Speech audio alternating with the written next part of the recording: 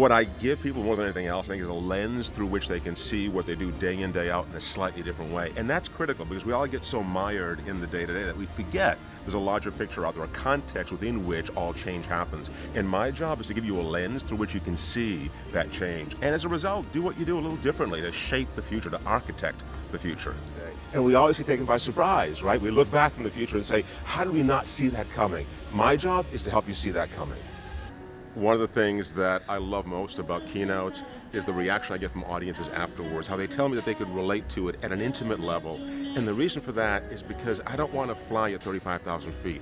We live in the now, we live in the present. The future will come whether we like it or not. What's important is that we understand some of the gigatrends that are shaping that future, and that will ultimately lead us to opportunities that we can't even begin to imagine. And that's the role I play, is helping you to crystallize and see a glimpse of what those opportunities would look like. So much of what's happening right now is this context of uncertainty.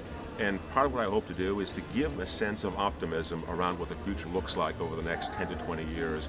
I'm an optimist at heart, and that's what I bring to these events. In the last few months, I've been to dozens of cities: LA, San Diego, San Francisco, Boston, New York, Chicago, Dubai, into the UK. There's so much energy today in this opportunity we have to really construct the future. For me, going from city to city and doing that is never tedious. It's always energizing. We are all builders of the future. We are creating it day in, day out, and everything we do, small and large. Part of what I want to bring to every event that I speak at is an optimistic view of that future. Look, the reality is that we're going to get dragged kicking and screaming into the future, whether we like it or not, but we can play a role in creating that future. Rather than predicting it, our job really is to build it, brick by brick, one step at a time.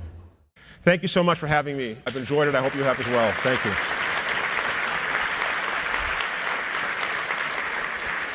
Thank you.